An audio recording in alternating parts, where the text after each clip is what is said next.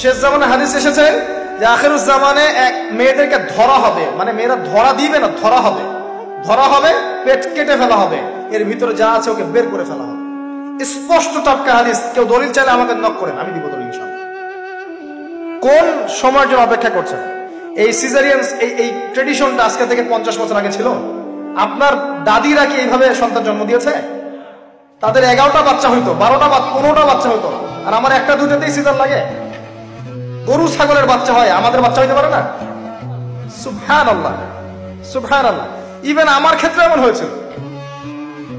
12 ঘন্টার মধ্যে না করলে আপনার ওয়াইফকে বাঁচানো যাবে না। বললাম ওয়াইফ বাঁচবে, নরমালি হবে, নরমালি করবে। আমি যাই না মাঝে দাঁড়ানো, আলটিমেটাম সময় দিচ্ছে যে সময়ের আগে হবে না, সময় এটা পার হয়ে গেলে সিরিয়াস অবস্থা, মারা যেতে পারে, মরবে না, এভাবেই হবে, করার এভাবেই হয়েছে, কি সমস্যা? মানুষকে ভয় দেখানো হয় এখানে। আমি এই কথাটা এই জন্য বললাম যে যারা পুরুষ আছেন আপনারা এবং যারা সন্তানের বাবা হচ্ছেন, আপনারা আপনাদের স্ত্রীদের জীবনটাকে এভাবে ধ্বংসের মুখে ঠেলে দিন না।